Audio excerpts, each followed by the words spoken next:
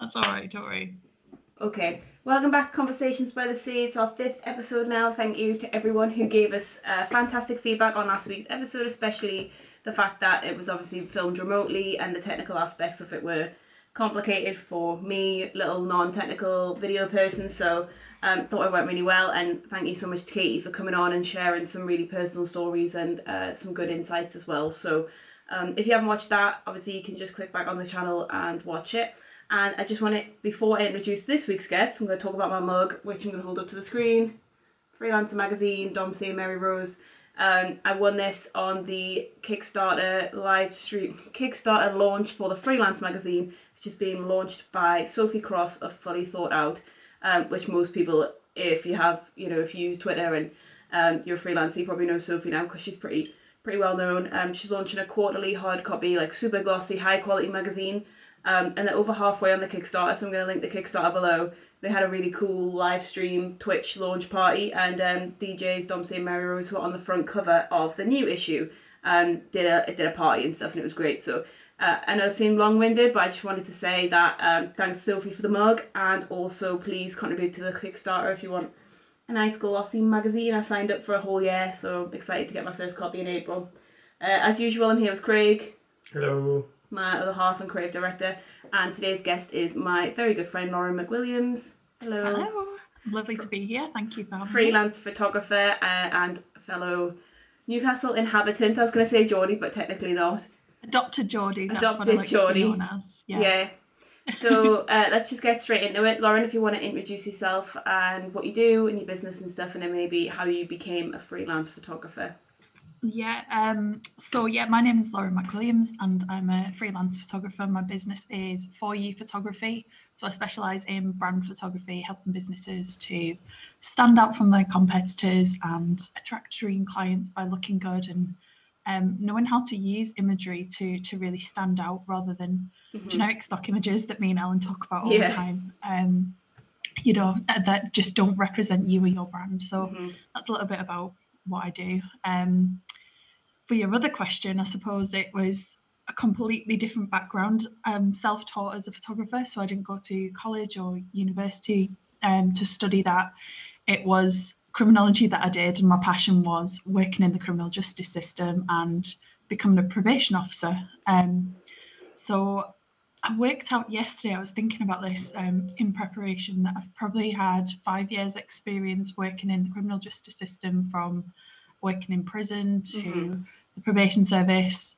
That's volunteering as well as paid work.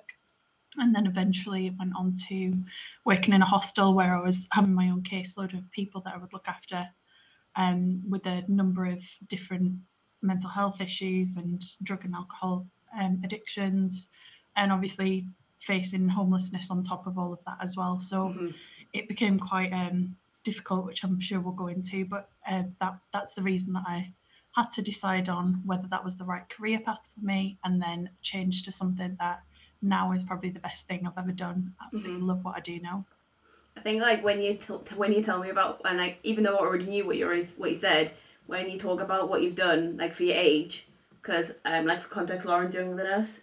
You've done like a lot. Like when you say how many placements you've done, and obviously your degree and your masters and like all the other stuff, it's like a lot. Like you've done so much, and then also launched a photography business, and also like getting new clients all the time, and seeing your photos in print recently for the first time and stuff. So like just proud of you, basically. That's what I'm saying. I think you're my number one supporter. I think I probably am Lauren's number one fan. Obviously, if you've been on the Content by the Sea website, all the pictures of me Lauren took, and then we're going to get some with little Craig in soon once we're allowed to. Little Craig. When we're permitted to take photos near each other again. Yeah. Craig's just yawning in the podcast. Sorry, can't help it. Can you edit that bit out or not? I think it should be in there. It's not the ADHD. It's the authentic ADHD experience. It's just saying that.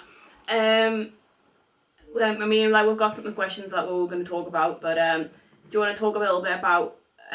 Well, basically, the thing that interests me the most is because obviously this is a mental health podcast. We talk a lot about mental health, just us as friends, but then also in your kind of women's collective like group that you started called Duenna's Women, which I'm also part of.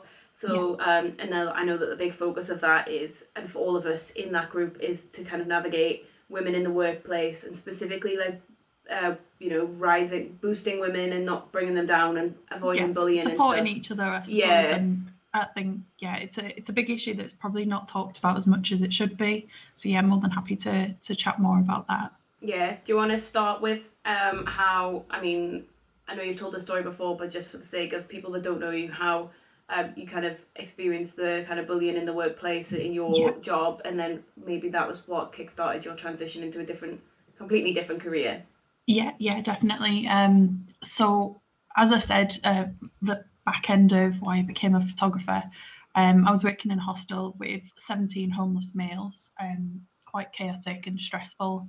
As a 23-year-old woman, being in there is quite scary at times. I've had like not physical, sorry. What's the word?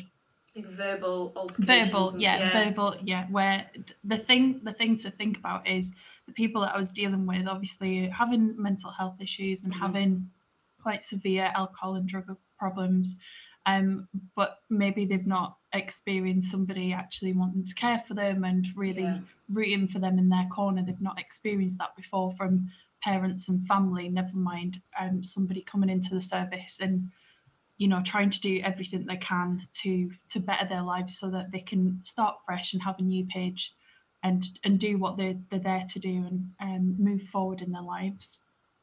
So when they were having a bad day or something's gone wrong, I would be the first person that they come back to their home where they're living, where they're eating, and I'm the first person they see for whatever that experience has been. So they vent all of those thoughts and feelings at me. So most of the time I wouldn't take it personally because I knew it wasn't aimed at me. It was just they needed to vent and they didn't know how to do it in a normal way, as everybody else would. So it took some time to get used to that, and that is obviously a number one thing of feeling you don't know how you're going to react in those situations. Is it fight or flight? And people talk about, you're in that environment that you've never been in before in your life. It's in the prison system, for example, you have a button. If something goes wrong, you hit the button and you've got a team of 5 prison staff that will come run in to support you and help you with whatever that situation was. Whereas in the hostel environment, you don't have that. You often are working on your own. So if something goes wrong, your backup is to lock yourself in an office. Wow, that actually sounds really scary and dangerous, and not safe at all. Doesn't sound like they've got the right precautions in place. And it is different for every single hostel. Some will have multiple people working, so it might be 3 people on a shift, but for the one I was in was meant to be low to medium risk.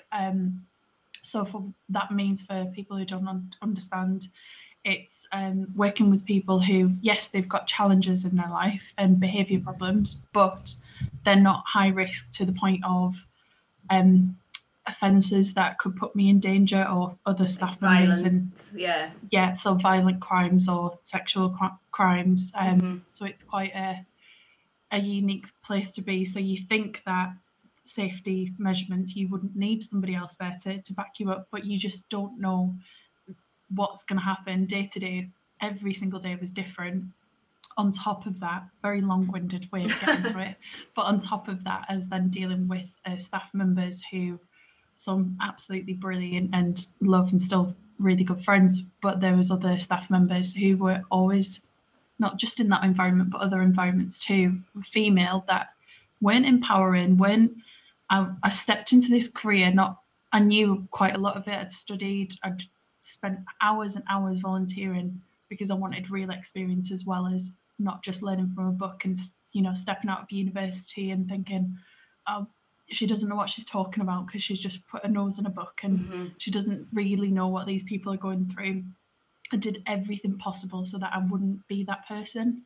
But I still got judged for that. Oh, she's just a baby, she's just a younger, and one day she'll learn. I don't think this job's for you. You're too sweet.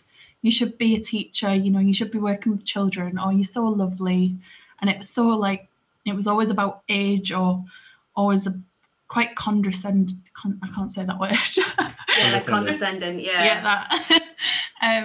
For how I was as a person, because I love to support people and help people and I'll be friendly, but that doesn't mean that I can't, look after myself, and I can't be in that career.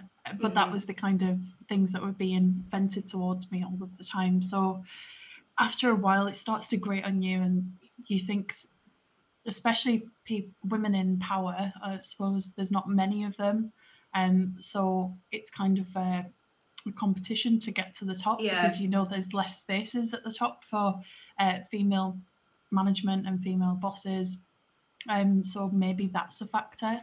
I think something we've really learnt through Duenna as women is that there's multiple factors that could take place. It could be an age, it could be jealousy, it could be the competitiveness of equality. There's so many different factors, and I just thought it was me at the time. I thought it's obviously me causing all of these problems, that people just really don't like me, and or maybe I'm just too soft and I'm taking everything to heart, on top of dealing with a stressful environment of work. And then when people do say things, I was going home and I'm crying, or taking it home and worrying on top of everything else. So it was just a constant battle of going through that to the point where it was a complete burnout. And I thought, you know what, I need to step away from this, because I was really, really low. I was taking antidepressants, I was having therapy through it. Just anything, because I didn't want to give up on my dreams, and I didn't want to feel like I'd let everybody down after I haven't really spent the money yet, but like spending the money for university and studying something. None of my family had been to university. I come from quite a small town, and it was always, you get a job that pays, you get something that is like factory work or shop work, whatever it is, you get something that pays the bills. That's your priority, not about being happy at work.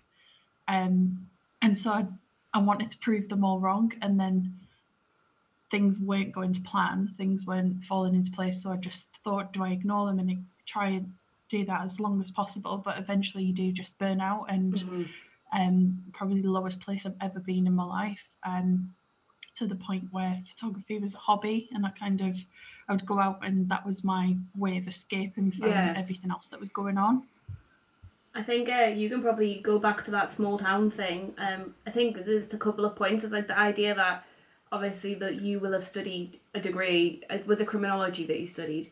Like it's a very popular degree, but I bet quite a small percentage of people actually go into the industry or can get a job, in that kind of area, criminal justice or whatever. So there's like that feeling in your mind, I imagine, where it's like, oh, I'm one of those lucky few that's actually working in the industry, and but then also the idea that, and you come from a small town, first person to go to uni, and like Craig is also from like a town outside of a city, and were you the first person in your family to go to uni? Yeah, I think it sounds almost exactly the same, to be honest, Laura. And where the town I grew up in, I mean, people do go to uni there, but generally just locally.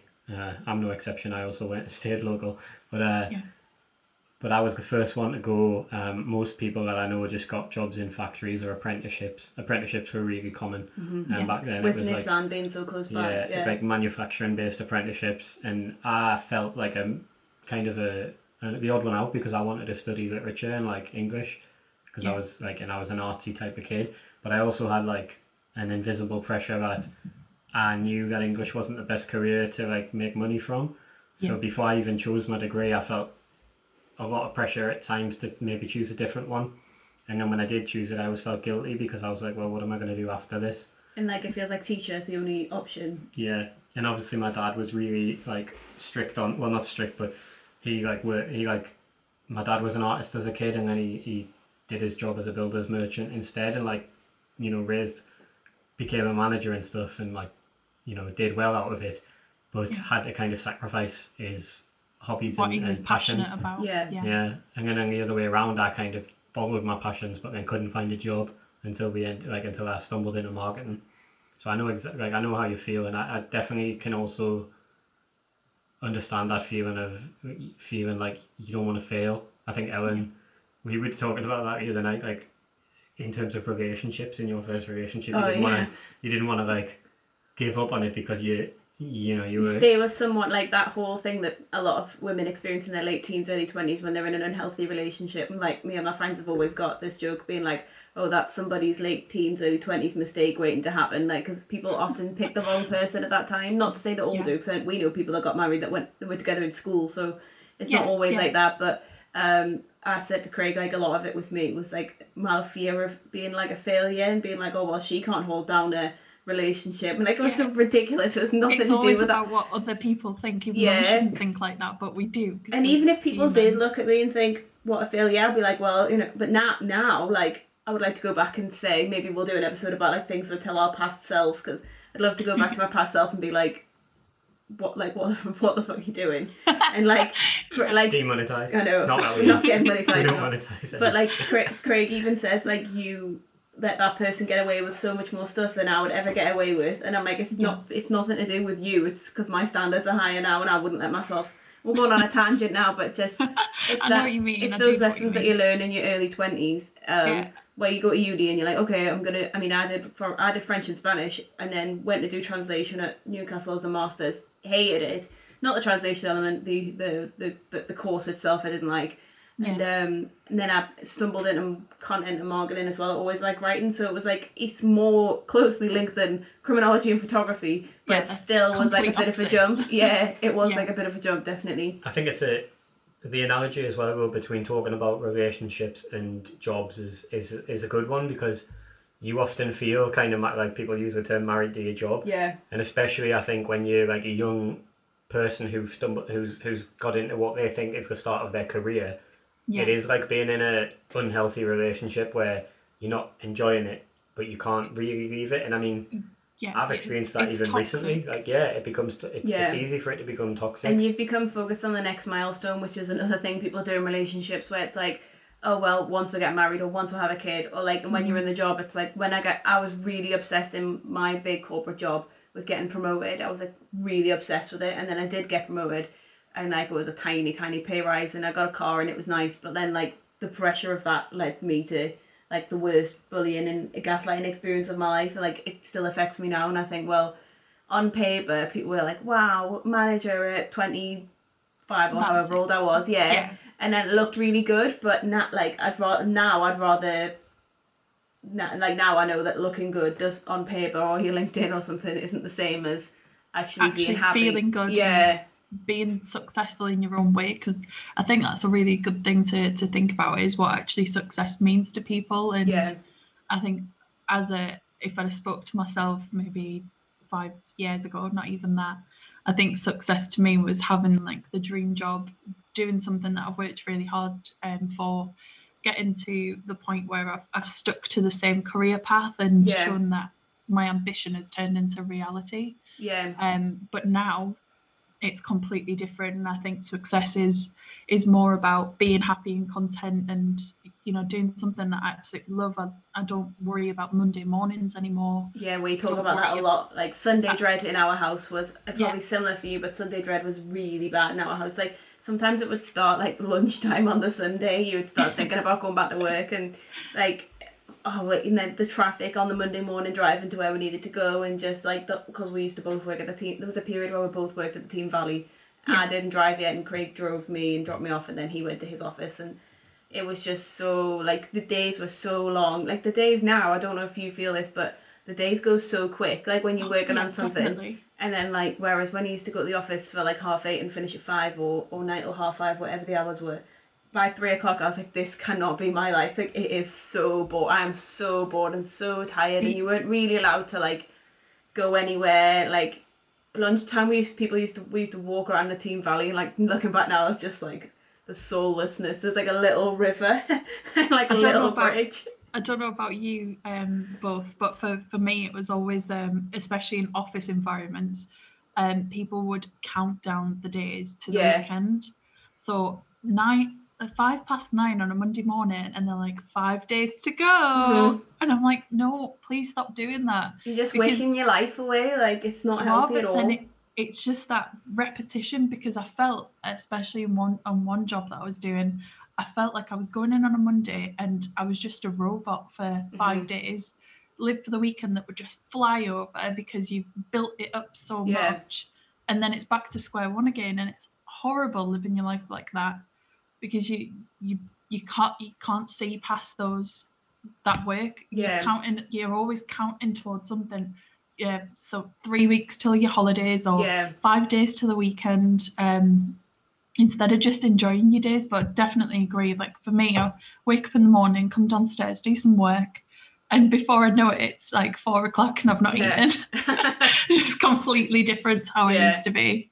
We like on that topic of what you're saying about being a robot, like we've been talking about that recently with Craig's recent ADHD diagnosis, because Craig obviously didn't know that he had ADHD, and then we were talking about like the side effects of trying to be fitting into a life that only suits like a small percentage of people. So like Monday, Friday, 9 to 5 in an office. For some people, they actually thrive, and like I have nothing but admiration for those people, because it's not something that I really managed with. But some people do really well in that life, and I know that I struggled. But then Craig struggled like tenfold because he can only focus for like 15 minutes at a time or something, and then but also being in a position where you can't just go out for a walk, or you can't just be like take half a day off, or you're like it's like being in prison.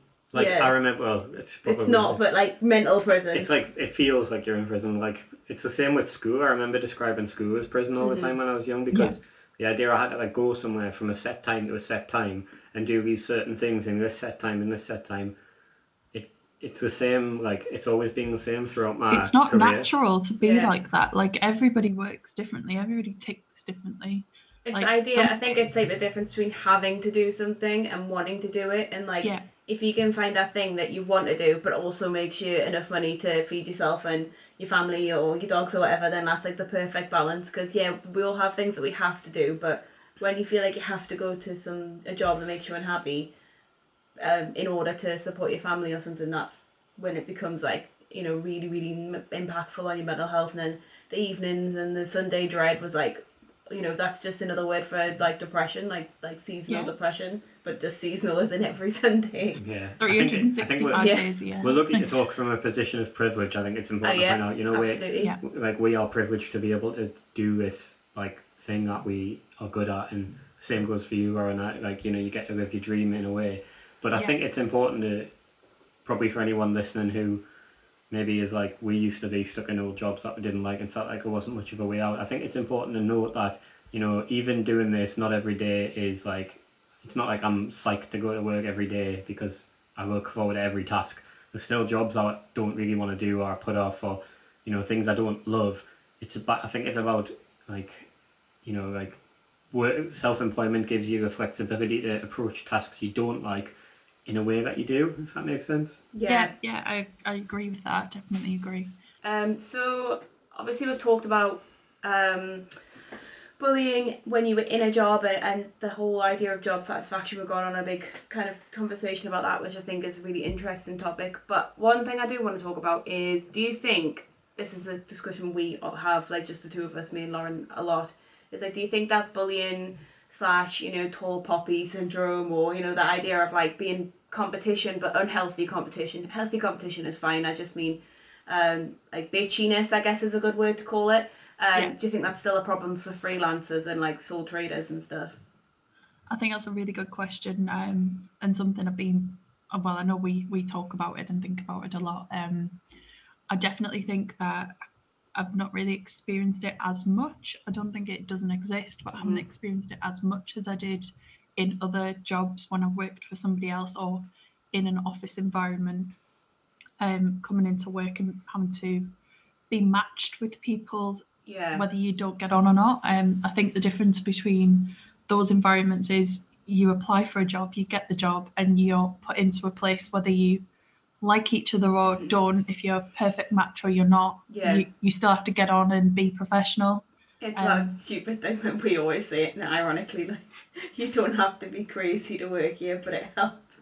It's like a phrase that you see on like every boring office work when nobody is crazy. Everyone is like really boring and normal, and they're like, oh, I'm so crazy. It's because we're rewatching Peep Show, and he says it in that, doesn't he? Does he? Yeah, he does. We just watched it the other day. I can't remember. But like, it's that idea of being stuck with people. Not stuck because like, that sounds awful because I made like amazing friends and some of my best friends now I met at work that I wouldn't have met in another circumstance.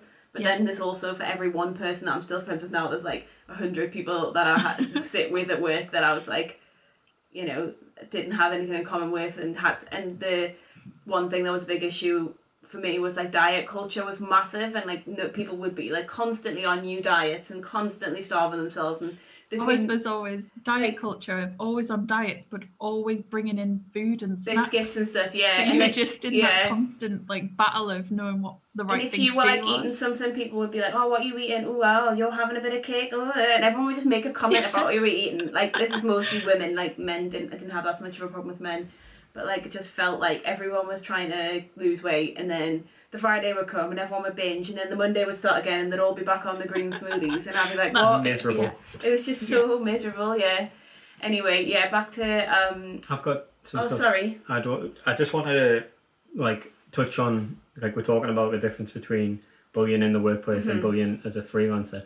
I think the big difference is that disconnect between, like, when you work for yourself, so you don't have to sort of be beholden to someone else. So any like negative experience you have doesn't last as long, I think. Whereas if you in a workplace where like the management's toxic, it's an inescapable thing, and it becomes like an endless cycle where you either have to quit or just allow yourself to be bullied. The only comparison would be if you had like a toxic client, but even then hopefully you would be in a position where you could, you know, get other clients and try and get rid of that person, whereas if it's your manager, you can't get rid of that person without leaving that job. Yeah, and I think, like, you obviously got to try and build your business in a way so you're not, like, reliant on one client in case something like that happens. But even then, even if you've got a really toxic client, because, I mean, already in the time I've worked in the business, we've had a few clients, like, who've come and gone, who've not been the best. Yeah. But it's focus on the gone. It's not the same, is it? It's never the same. Even if you had the most toxic client in the world, because you don't work for them, there's a different relationship. Yeah, but then I would flip that and say that personally, like, I recently wrote a newsletter about losing a client and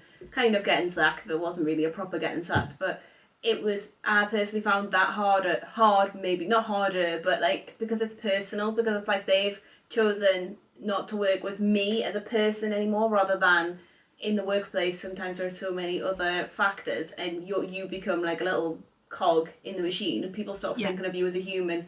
Whereas when you run your own business, whether it's limited or sole trader, or, you know, even if it's just you or you and your partner or whoever, every decision that people make, this is me on a learning curve, feels like it's against you personally, even if it's not. It's just like if somebody unsubscribes from a newsletter, I'm like, oh. Like goodbye. Like, I take it so personally, even though I unsubscribe from newsletters, like not freelancers newsletters, but like you know, I never think, oh, that person, someone's looking at that statistic and thinking they've lost a subscriber. Like when I lose a subscriber, so I think things do feel more personal when it's your business than. I agree. I think more personal, and you're definitely more proud of your work, and it's more like it's an intimate relationship between you and a client, but. I know for a fact that even losing that client, you haven't carried that as long as you used to carry things. Yeah. When you would come home and you'd had it, like, you know, when you're talking about a corporate job, you know, months and months we would have. Yeah, like, very similar experience to Laura, just coming home and like crying. And I was also very, very irritable and like snappy and like just mean all the time. And like every day would bring with it a new struggle that was, you know, my manager didn't stop saying hello to me in the morning, and then it made me get to the point where I was just like, what have I done wrong? Like, why do you not even say hello? You're and constantly then, like, judging yourself, I think, for what have you done wrong, rather than what's the bigger picture of what the actual issues are, whether that is management or whether you've not reported it, you know, and made that effort, because I suppose if you're not saying anything, there's no opportunity to change that factor. But there's like there's the issue with like those corporate jobs is that there's no way to get out of these things, because I like eventually did report to HR because it was so bad. Like, this is the situation I was in, and at the time I was like that innocent person that thought HR was there to protect me and didn't realise that HR is there to protect the company. Yeah, for anyone listening, HR does not have your back. Yeah, like as an individual, if you're a company with a HR person, that person's got maybe your if you're high up in the company and it would cost them, it would be financially bad for them to lose you, then HR have your back. But yeah, like I had a HR consultation and I was like, okay, my manager's doing this and saying this stuff and making up lies and, you know, this isn't happening and I'm going crazy basically. And then they brought me in for mediation with the manager, and then the HR person that was so sympathetic in the first meeting just totally flipped on me and started like being like completely different. And she literally said, "Do you not think you're just being paranoid?"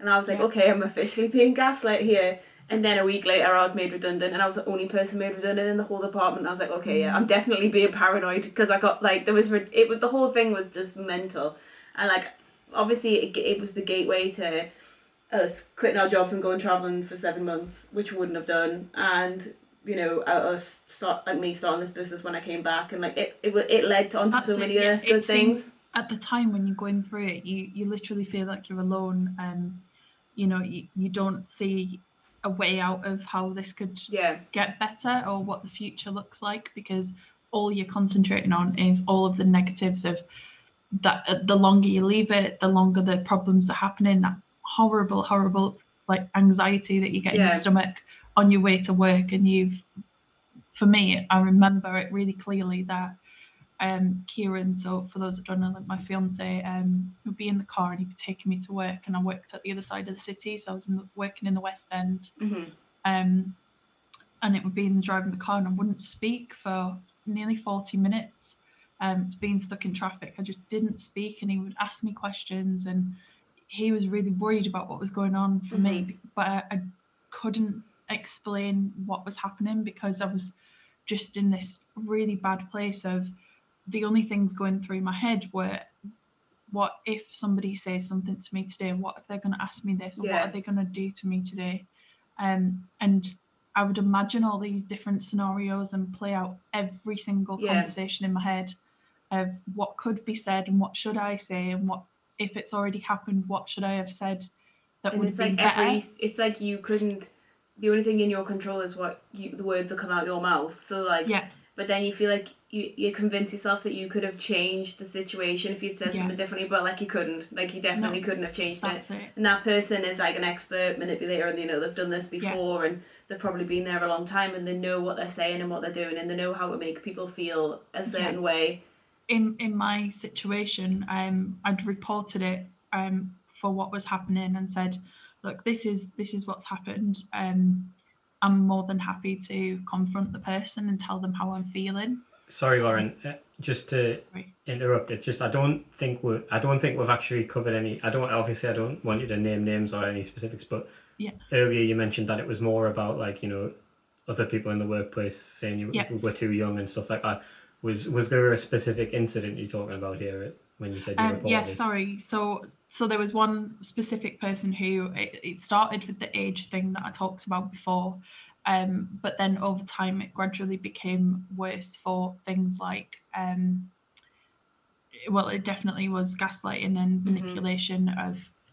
So what would happen is I'd have my caseload of people and say whatever the situation was, it was always challenging behaviour from some of the residents, for example, and I would handle it in the best way that I thought was appropriate and professional. It was still learning because I'd never been in that situation of, you know, people standing up to me and swearing in my face or whatever the problem had happened. I'd never been in those situations before, so I was always learning. But they hired you with that knowledge, and you're on like in that position. You haven't like lied to get your job. Like they should be giving you the caseload that they know you can manage, like at your level.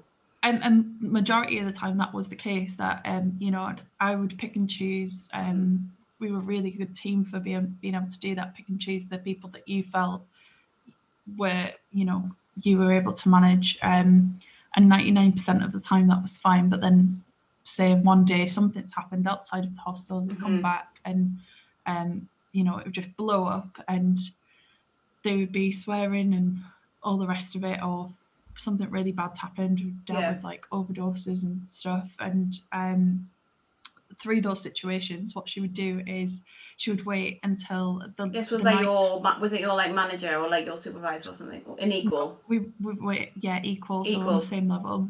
And so she would wait until later in the day once all the staff had gone. So sometimes you would just have 2 members of staff and then they would leave. So then it's just 1 member of staff. And so in that time, knowing nobody else is in there, she would ask me and make me feel really comfortable and say, oh, how did you feel? Did you get nervous through that situation? You know, you're still learning, it's fine. Pretend to be my friend. So then I would open up to her and say, actually, it was, you know, it was difficult, but I'm really glad that I handled it in this way. It's always learning, and, you know, the situation got resolved or whatever had happened. So she would take that information, completely twist it, and report it to my manager that I wasn't coping in my job and that I wasn't suitable for the job. Actual gaslighting, like manipulation, like just like how anyone can justify that. But obviously, it seemed like this person felt threatened. Like I assume that this person felt threatened by you, especially if you were equals and they had been there a bit longer. I think being younger as well. And they were thinking, well, let's get this person nipped in the bud so they don't take whatever the next opportunity is. Because if you're equals, you're both going to go for the same opportunities. I think this is an opportunity as well for sort of me to butt in as a typical man who probably isn't aware as much as I should be of, like, typically when you talk about bullying and harassment in the workplace and I'm on a video call with 2 women, I would anticipate that a lot of people are going to think of, like, you know, male to female sexual harassment, which is often sadly very common. So I guess my question to both of you, just to have a little discussion about, is how do you feel harassment differs in terms of like female on female harassment, or, you know, in the workplace, or from men? Like, do you think one's worse than the other? Have you experienced, I don't mean worse in terms of I mean, like, how much commonality? I think it was like I did have some instances of like inappropriate behaviour. I'm not gonna say it was sexual harassment, but like in that job there was like a specific director who would like come up and like touch my shoulders, and like he would like be very, very like just crossing the line handsy, and he would say oh, it's a shame you've got a boyfriend, because one lad on my team would be great for you, and like it was all a bit weird. Anyway, I reported him and nothing came of that, but that was a different situation. But like that was like that's the only, I can't speak for like sexual harassment because that's the only experience that I've had with it. But then in terms of women, I have had male, like the manager that I had a problem with was a man, but then I also had like a couple of women in the office at the same time who were kind of on that person's side. And like I found that with the women, it was very underhanded and like bitchy and like quiet and like exactly what Lauren said, manipulative on a way of like less direct. Whereas the man was with the man, it was a power play. So he would like put meetings in my diary and not say what they were about, and then make me turn up and like and I wasn't prepared. Or he would send me a message on a Friday at 4 and be like, can you do this report, it's urgent. And then on a Monday I would have done it all weekend, and then he would go, oh, I don't need it anymore. Like it was it was a direct power play, whereas with the women it was more like what Lauren's saying about it being like, I think bitchy. For me, I agree. It's like not just in that position, in that role, but in previous roles as well. It's always been about every person that has done it has first came across when I first met them as a really good friend. They've got to know all of my strengths and weaknesses. I think I've previously mentioned, and I've spoke about it when we've done talks in Duenna's Women, but it's probably worth speaking about now, is one person who was a manager. There was just me and her on the team in a startup company, and as the team started to expand, one of the things they did, because they had a huge pot of money to be able to go out and splash and you know, make the job look better than it was, by taking you out for meals or buying all your drinks, and you're like, pizza party, especially in your early 20s, you're like, this is amazing. Sounds like one of Craig's ex-employers. And it seemed really, really good. But one of the things that happened was, as the team grew, we got to about 5 or 6 members in our team, and she introduced me on the day that one of the new women had started as I hate even saying it, but she introduced me in a restaurant as this is Lauren, the slut of the office, or the slag of the office. So, and there was absolutely nothing to back that up. I had a boyfriend at the time, and I'd not done anything wrong, and it's just, I don't even know what to say. Like, it's just crazy that someone would say, even if you were known to have slept with everyone in the office, like, even if that was a characteristic of your choosing, your own choosing, it's still not professional to introduce somebody in that way. It's, people judge you in the first 5 seconds they say, and I'm part of my job now is always talking about how people judge you and looking First at your brand. Yeah. And it's the exact same of this person just started a company and meeting the team, and her first impressions is that, so she's already got a judgment of who I am as a person, which just wasn't true. And so I called her out on it straight away, but I just felt so uncomfortable because I was quite shy. I'd say my confidence is the most now, because I'm doing something that I love and I feel confident talking about, what I'm passionate about. But back then I wasn't. I hated having any spotlight on me or people thinking things about me, and it just made the environment so much more worse. So then I was just constantly worrying about, well, now everybody's going to think these things, and it's just not true. And I think going back to Craig's original question is, the difference between women doing this and men is, it is more direct. It is you see it happening, people probably notice it more happening in the office. They're really aware of it, whereas with women, when you report it, it's like, oh well, I thought you two were really good friends. Exactly, yeah. Because that's how it comes across to everybody else, that you're best friends. But actually that is part of the manipulation and the forgot what the other word is that we said earlier. Gaslighting. Gaslighting, yeah. Do you think it's fair to sort of say that, sadly, it's almost like, bullying in a workplace, it's almost like people expect it from men, and then when it comes from women, it's more of a surprise?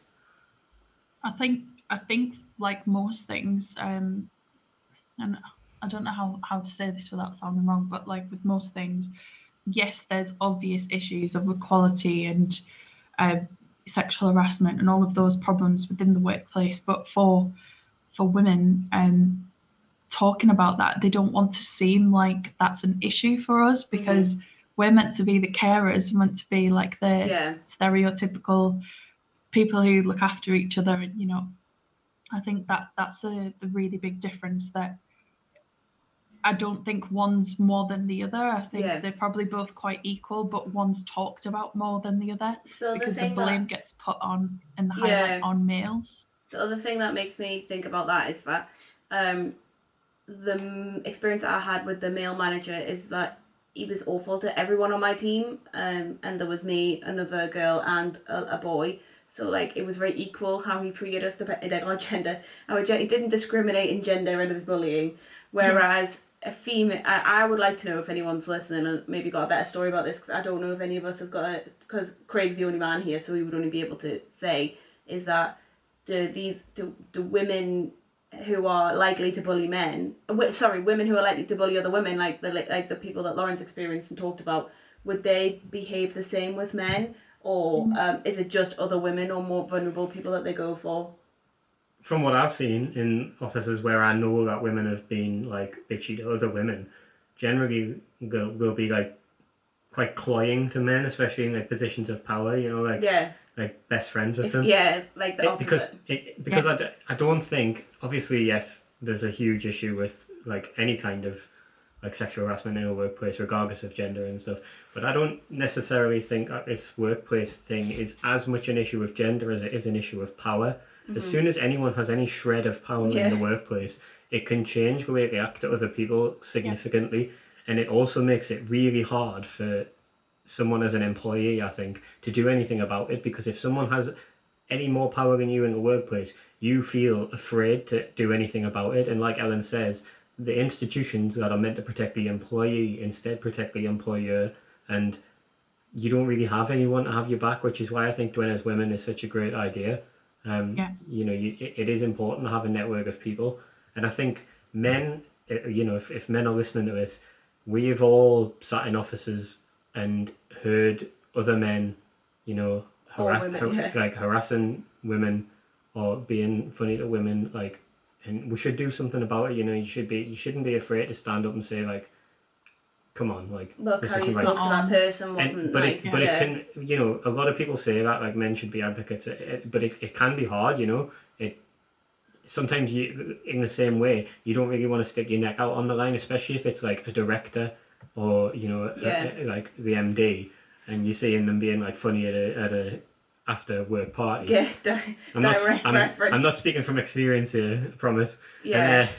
And like, who are you to do something about it? Especially if it's, because generally I would say, unless it's like overt criminal harassment, generally it's stuff that people brush off, isn't it? Yeah. And like rubbing your shoulders. Rubbing your shoulders, like, come on, don't, like, it's just friendly, but it's not friendly. It's completely over the line. Tall poppy syndrome in a workplace, like, especially like women on other women that get ahead. Like, obviously it happened to you, Aaron. Like, once you became a manager, other women were threatened by you because you were young and successful. You used to get shushed a lot. I wonder that a lot of the people, like a lot of the successful female freelancers in the Northeast, probably share similar stories where they were successful. Well, not just here, but like in the... Sorry, I just can only count for the people I know. Oh, the ones that you know, I'm thinking about people in my head when I'm saying this.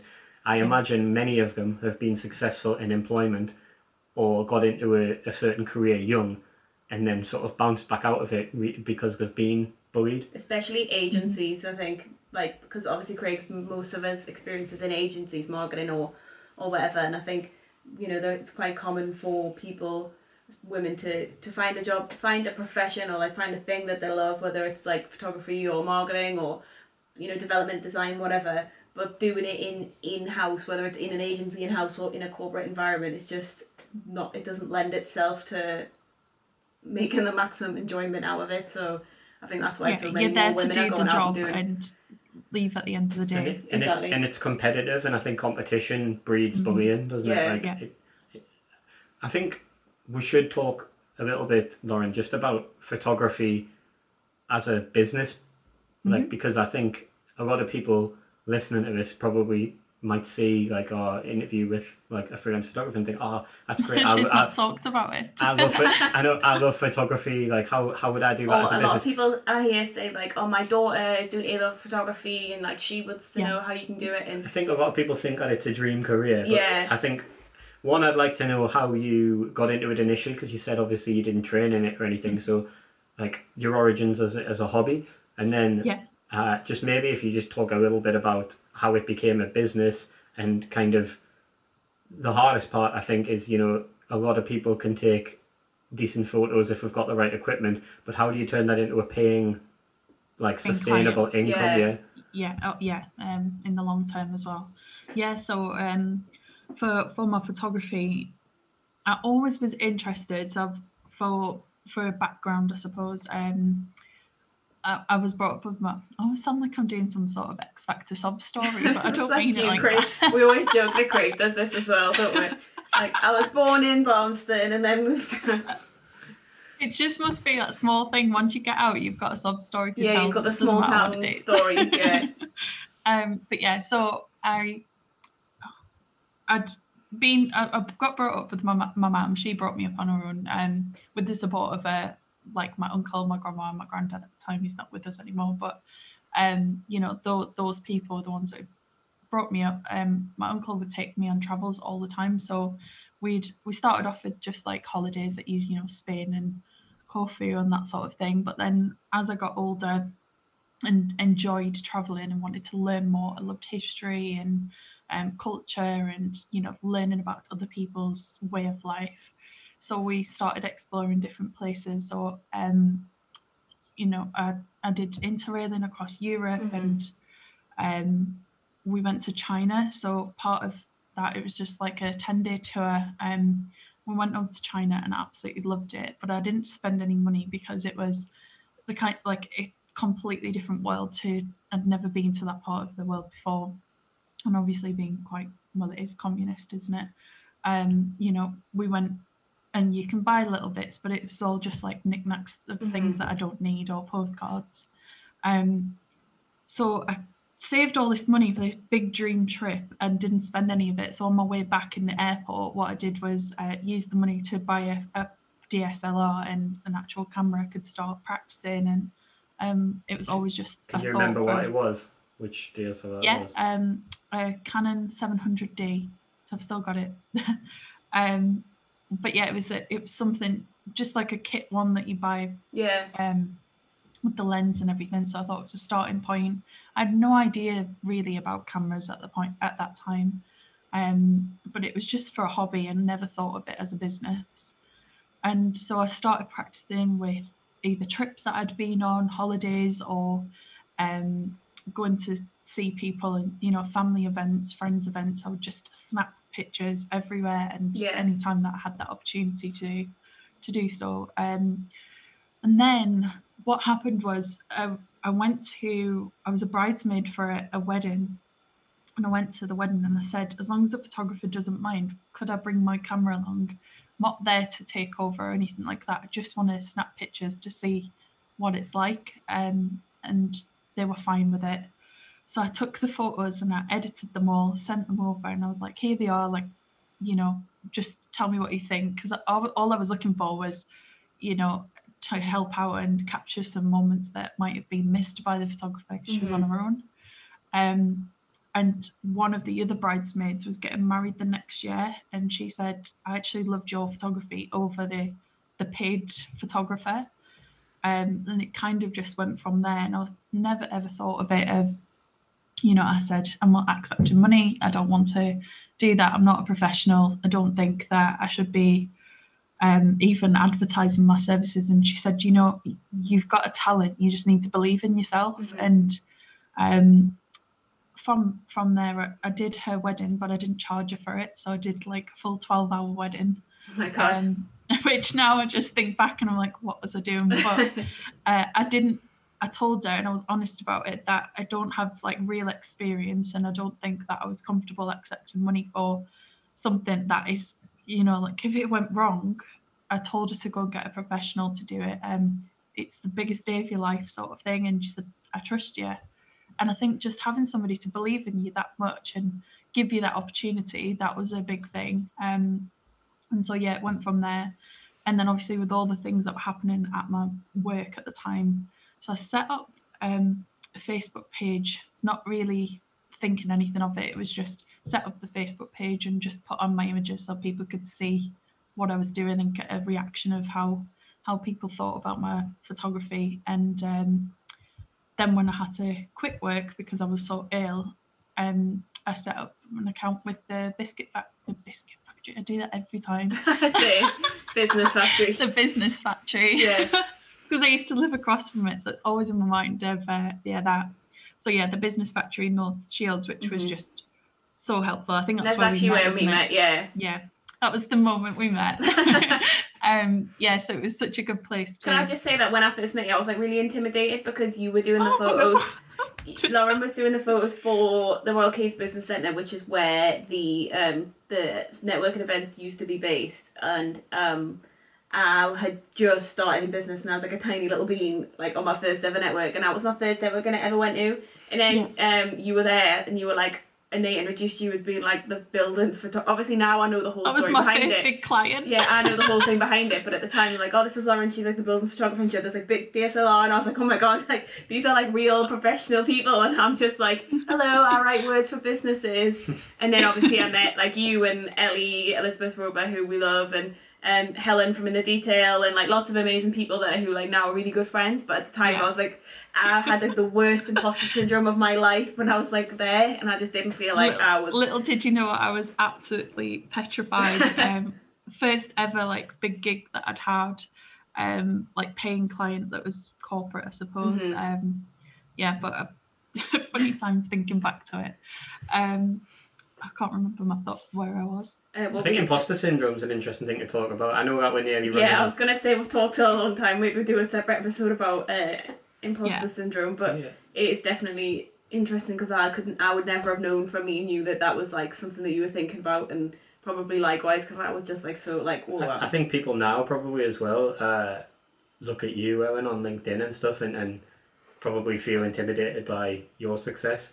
But it's funny because we, you know, like we're as approachable as they come, really. You know? And like hopefully people who have like, I've had people who've read the newsletter and stuff and watched this who have like messaged me about it and stuff and said nice things, and I always reply, and I have I'm not like in any kind of state where I'm like one of those people being like, I get so many messages I can't reply to them all. The only time I don't reply is on LinkedIn if you're trying to sell me something. I generally don't reply to that, but like I think it's all about perceptions, because like my perception of you there was like one thing, and then I suppose people have perceptions of us, and then we have perceptions of other people. It's really interesting actually to think of it that way, because I never knew that you thought that about me. I've got one last question I want to ask before time's up. I was going to say the camera's going to run out of battery, so just ask it quick. Like when we obviously like we do writing as a profession, and I used to write a lot of fiction and poetry for fun, and I've always found it hard since I made writing my career. How do you find that your hobby side of photography is being impacted by doing it as a job? Really good question. I think sometimes obviously it's just like writer's block, that you get that creativity block of not being able to just go out and do something that you used to do for fun, and especially if you know you could be doing it and getting paid for it. I think that definitely doesn't help, but at the minute it's really difficult because I haven't been going out and doing as much, and not just paid work, I haven't been doing that either, but just being able to go out and see things and get inspiration from things like I would go to the National Trust houses and stuff like that and take photos of the places, and that wasn't for anybody else's benefit other than mine, and kind of a reminder of why I do it is that's where I'm happiest, or there's no pressure from a client asking me to do X, Y and Z. I do it because I can make it look good, or you not can be good, more experimental as well, can't you? Like you can like, especially because for me it's like my newsletter and like maybe this, or like the things that I do creatively that I don't get paid for, and like the stuff that I say in the newsletter that's just like, it's like it has to come, like the creativity's in there and it has to come out, and like I couldn't, you don't get that feeling with paid work because you're restricted by the client's brief, whereas like when you're writing a newsletter or when you're taking photos for your own thing, you can be experimental and you can do different things that, you know, that you're not like, what's the word, you're not beholden to anybody's like standards or anything. There's no pressure at all, and I set up an Instagram page just to kind of show some of the work, because I love landscape photography, but I don't really show it off as much as I probably should. But my intention is never to sell it. It's something that I want to keep as that's my love, and something that makes me happy, so that I've still got that creativity with my photography that isn't just a business. It's both sides of a business and a hobby still. Where do we find that Instagram? I'll put it in the description below. Okay. All the links. Also, before we finish, just want to say if anybody's watching this and thinks they want to see Lauren's photos or anything, obviously I'll link them down below. But Lauren's also doing, I'm now Lauren's #1 fan, and so I can just tell you everything. But she's also doing virtual photo shoots, which are like amazing, because she can take corporate headshots or brand photography or stock photography using this clever app that lets her see through your camera and take photos. And I've seen some of the shoots that she's done recently, and like it's mad to think that that's not you weren't in the room when those photos were taken. It's so clever. So I'll quickly say I had an inquiry from Wales this morning, and to think that I could take somebody's photos in their office from God knows how many miles away. Me being in Newcastle and them over in Wales is just unbelievable. I never ever thought that could be a thing, but actually it is a really good, whether you wanted to work with me but you're too far away, or whether you just can't wait to have some images for your social media. I think it's a big game changer. And if people are thinking like, why would I hire a photographer if they're not going to be in the room, like obviously once you've looked at the pictures from the virtual shoot and stuff,